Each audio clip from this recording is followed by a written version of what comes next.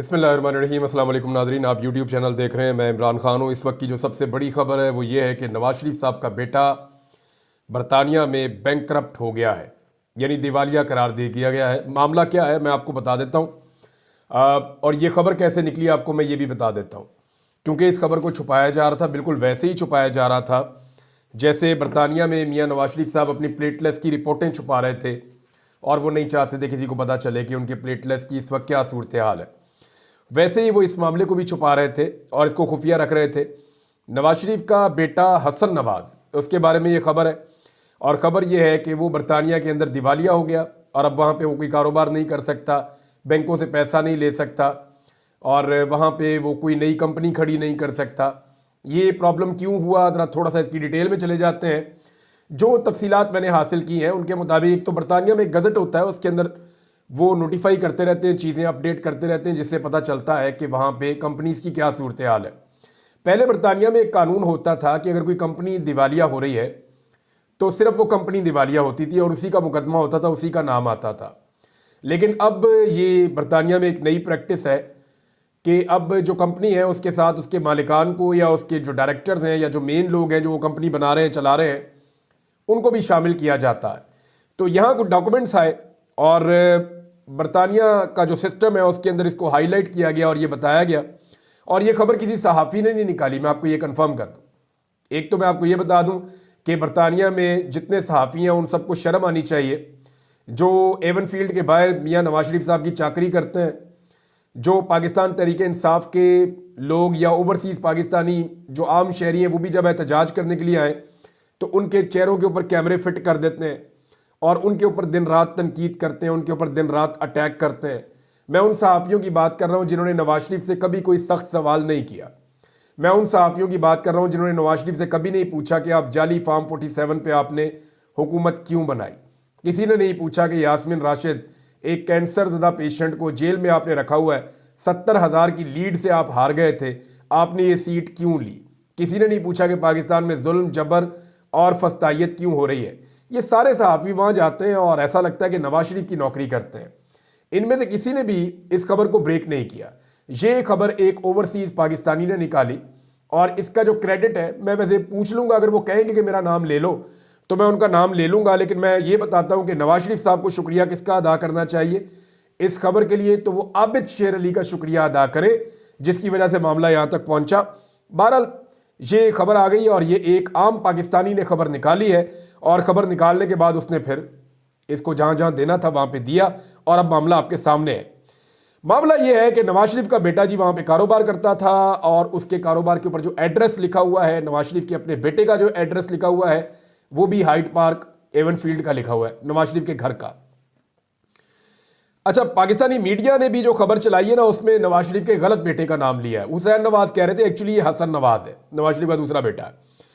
अच्छा, अब मामला ये हुआ कि इन्होंने टैक्स चोरी शुरू कर दी। नवाज शरीफ के बेटे ने बरतानिया में टैक्स चोरी की है, टैक्स जमा नहीं करवा रहा था। जब ये टैक्स जमा नहीं करवा रहा था तो बरतानिया के अंदर एक महकमा है, एक डिपार्टमेंट है HMRC, तो ये जो है ये टैक्स कलेक्ट करते हैं।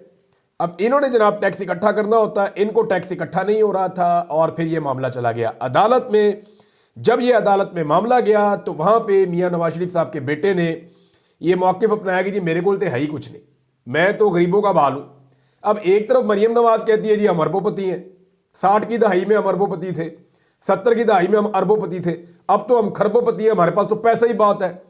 उधर जो है वो मरियम नवाज का भाई कहता है जी मेरे तो पल्ले ही कख नहीं, मेरे पास पैसे नहीं है, लिहाजा मुझे दिवालिया कर दिया जाए। वो फिर केस चलता रहा, उसकी पूरी तारीखें लिखी हुई है, सारी डिटेल मेरे पास मौजूद है सिस्टम में, और उसमें लिखा हुआ है जनाब कि ये जो है ये सिस्टम ये बता रहा है कि इस तारीख को अदालत में केस हुआ, 2023 में शुरू हुआ था, इसका 2024 में फैसला आ गया था, लेकिन तब से लेकर अब तक शरीफ खानदान ने इस मामले को दबा कर रखा हुआ था, छुपाया हुआ था। बहरहाल टैक्स चोरी से ये मामला शुरू होता है, टैक्स ना देने से, और फिर दिवालिया पे आकर ख़त्म हो जाता है। तो नवाज शरीफ के बेटे को बैंकरप्ट डिक्लेयर कर दिया गया है।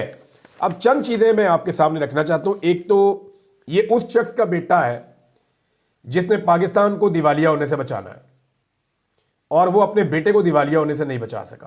पहला सवाल तो ये पैदा होता है कि नवाज शरीफ जो अपने बेटे को दिवालिया होने से नहीं बचा पाया, वो पाकिस्तान को दिवालिया होने से बचाएगा? इसीलिए कहते हैं ना कि तीनों सूबों ने सरप्लस दिखाया, सिर्फ नवाज शरीफ की बेटी का जो सूबा है जहां पे उसको वजीर आला जाली फार्म 47 के ऊपर बनाया गया है, वो सूबा जो है खसारे में गया सिर्फ और सिर्फ, बाकी कोई भी नहीं गया।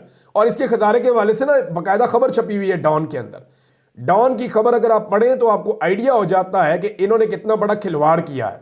पंजाब हुकूमत के 2 इकदाम पर IMF नाराज है। डॉन की खबर के मुताबिक पंजाब हुकूमत ने UAE के फंड में $700 मिलियन यानी 200 अरब रुपए की सरमायाकारी कर दी, जिस पर IMF ने तशवीश का इजहार किया था। 200 अरब लगा दिया UAE में, और बताया भी नहीं किसी को कहां लगा रहे हैं, क्यों लगा रहे हैं, अप्रूवल है कोई इसकी, कुछ सामने लेकर आए कि जनाब कैबिनेट से अप्रूवल ली थी।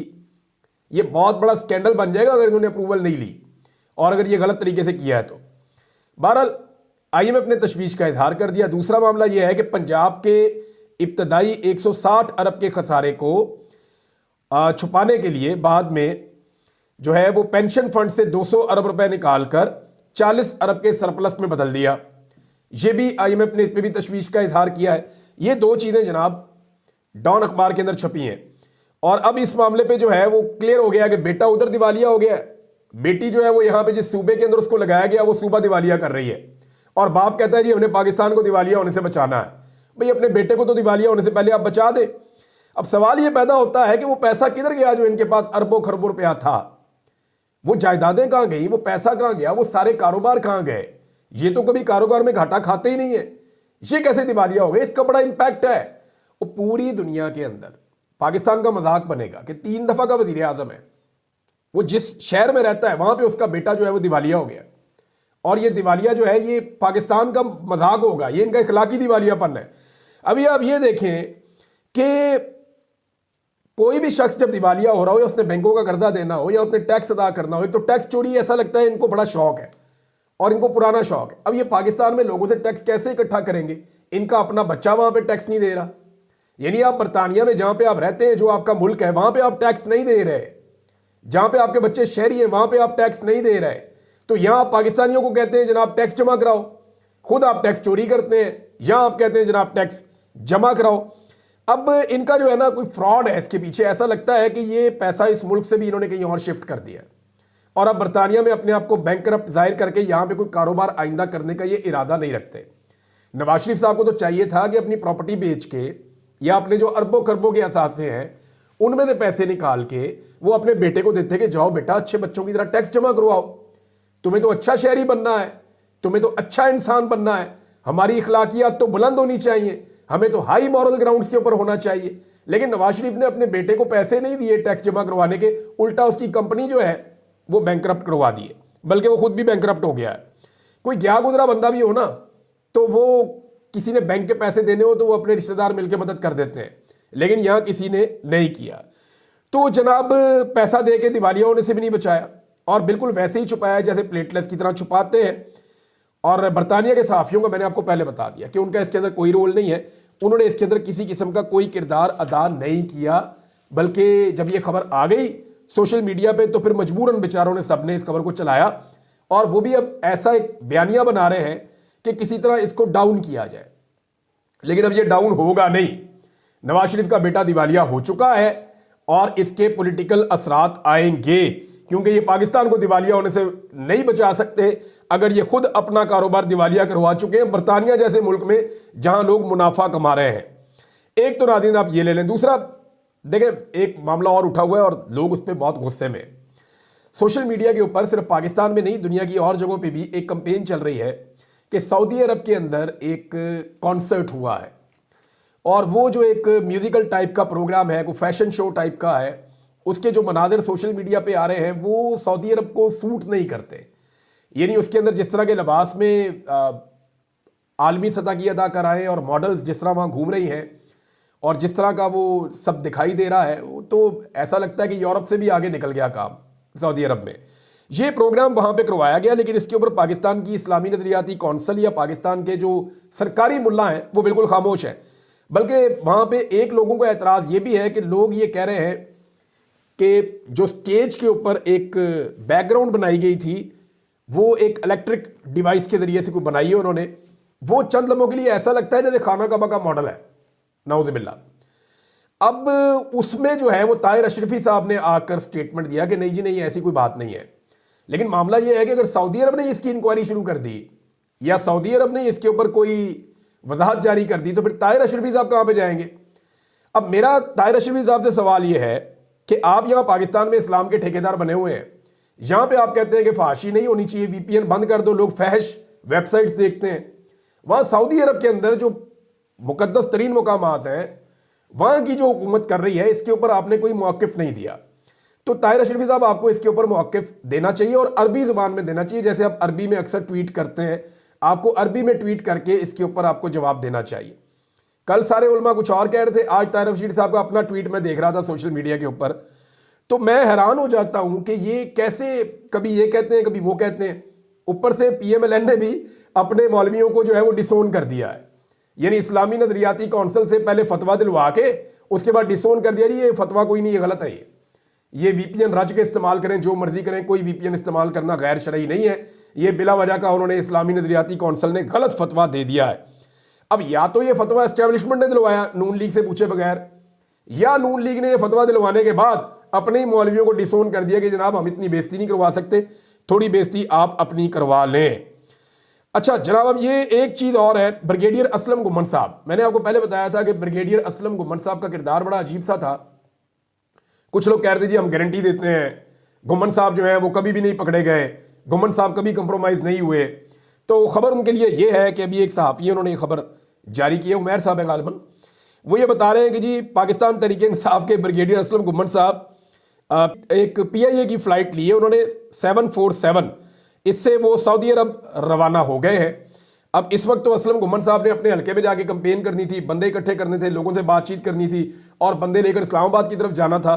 लेकिन जब पाकिस्तान तहरीक इंसाफ मुख्तलिफ शहरों में निकल के इस वक्त कंपेन चला रही है, लाहौर में बड़ी ज़बरदस्त कंपेन चल रही है, पंजाब के कई शहरों में बड़ी शानदार कंपेन चल रही है, खैबर पख्तूनख्वा में कंपेन बहुत तेज़ हो गई है, कराची की सड़कों के ऊपर नौजवान निकल निकल कर पंफलेट बांट रहे हैं, लोगों को आगाही दे रहे हैं, इमरान खान साहब का पैगाम गली गली मोहल्ले मोहल्ले पहुंचाया जा रहा है।